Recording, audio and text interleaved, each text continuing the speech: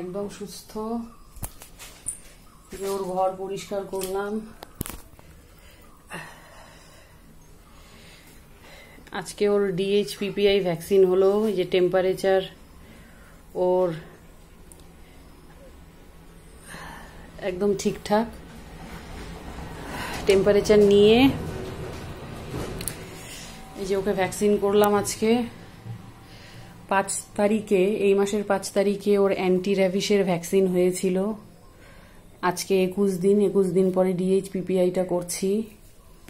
যেহেতু একাই সবকিছু করতে হয় তো ভ্যাকসিন করাটা তুলতে পারিনি। এই যে বরফে আনতে হয়, এই যে বরফের থলি, এই যে এটা করলাম আজকে। DHPPIL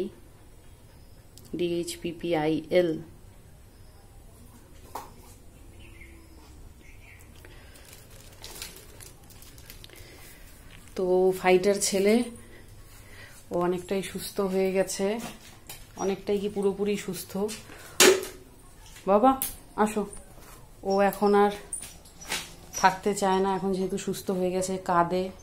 তো প্রায় 1.5 মাস হয়ে গেল ওকে রেস্কিউ করার। ওকে তো 23 তারিখে এখানে নিয়ে আসা হয়েছিল, এখানে রেখেছিলাম কেজে। তার 5-6 দিন আগে থেকেই ও ট্রিটমেন্ট স্টার্ট করেছিলাম রাস্তায়।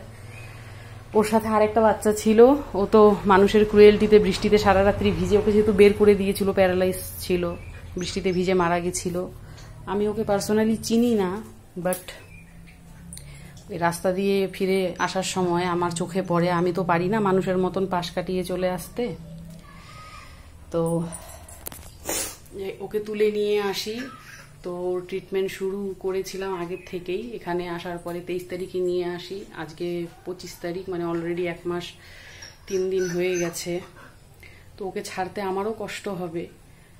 তো আজকে যেহেতু র্যাবিসের 21 দিন হলো র্যাবিসের ভ্যাকসিন দেওয়ার, তো DHPPIটা করে দিলাম যে অ্যাটলিস্ট ও যেন রোগে ব্যাধিতে যেন না মরে, ও যেন সুস্থ থাকে, ওই জন্যই ভ্যাকসিনটা করা। আরও একটা বুস্টার করতে হবে 21 দিন পরে। যাই হোক 21 দিন ওকে আর আটকে রাখা সম্ভব না, কারণ এখন খুব কাঁদে, খুবই কাঁদে, বাচ্চা যেতে চায়, ছটপট করে। বাবা যাও, ঢুকো, আসো, যাও যাও যাও।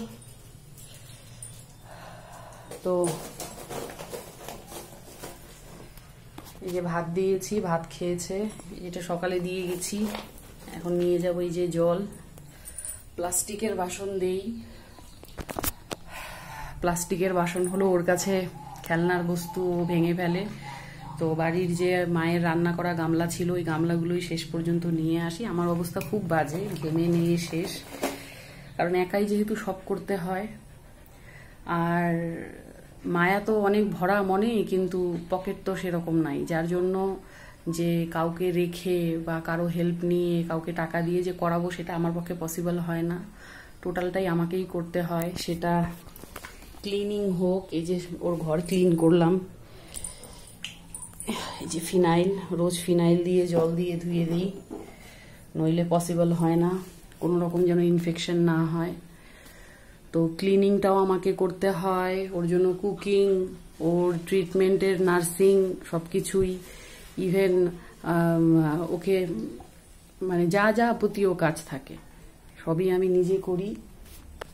তো ওকে যে আমি এনে রেখেছি এখানে বাচ্চাটাকে, তো এটা নিয়ে আমার পাড়াতেও অনেক রকম, মানে অনেক গণ্যমান্য ব্যক্তিরা, সোকল চাকরি করে, সোকল ব্যবসা করে, ওরা আমাকে অনেক রকমভাবে ছোট করার চেষ্টা করেছে, অনেক রকম ওর নালিশও করেছে। তো নিজেরা তো কোনো সময় কিছু ছিড়বেই না, কারো তো কোনো উপকার করবেই না, পশু পাখিই হোক আর মানুষই হোক, নিজেরা কোনো সময় কিছু করবে না। এবার অন্য কেউ যদি সেটা করতে যায়, সেটা নিয়ে ওদের ইন্টারাপশন, কেন করব, কেন করছি, হেন তেন। যাই হোক আমি সেগুলোকে পাত্তা দেই না, কারণ এত মিন মাইন্ডেড পার্সোনালিটি আমার কাছে মানুষ হিসেবে গণ্য হয় না।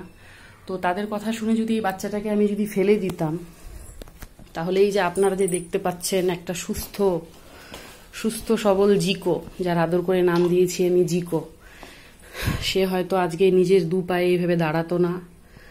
ও হয়তো 23 তারিখেই রাত্রেই যে বৃষ্টিটা এসেছিল ওই বৃষ্টিতেই শেষ হয়ে যেত, কারণ যেহেতু অজ্ঞান ছিল প্রায়, ওই অবস্থাতে ওকে রাস্তায় ফেলে দিয়েছিল। রাস্তারই কুকুর, রাস্তাতে যাই হোক কেউ মেরে, এই যে এখানে মেরেছে, ওর মাথা এখনো দেখিব, দাঁড়া একটু, আহা ছেলে, এই যে মাথার ফুটোটা, অনেকটা গর্ত ছিল, তো ও হয়তো বাঁচতো না, ও হয়তো ওই দিনই মারা যেত। তো আপনারাও আশেপাশে যারা এরকম ভাবে অসুস্থ পশু পাখি পড়ে থাকে, কারণ ওরা তো নিজেদের ট্রিটমেন্ট করতেও জানে না, বা কোথায় গেলে ওরা ট্রিটমেন্ট পাবে, ডাক্তারের কাছে যাবে বা ডাক্তার দেখাবে, সেটা ওদের পক্ষে পসিবল হয় না।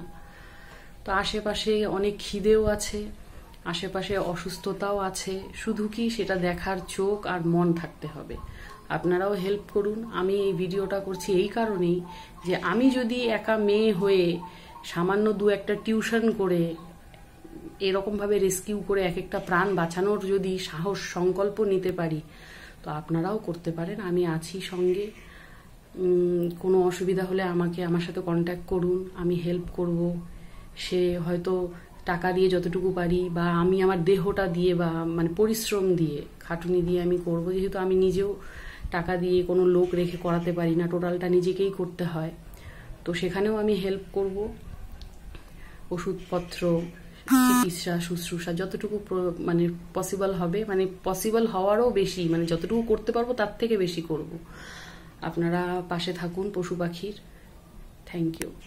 আর আশীর্বাদ করুন আমার জিকোকে। এই যে আজকে DHPPI ভ্যাকসিনটা করলাম, তো ওকে আর কয়েকদিন অবজারভেশনে রেখে আমি রিলিজ করব। আপনারাও আশীর্বাদ করুন যেন ও ভালো থাকে।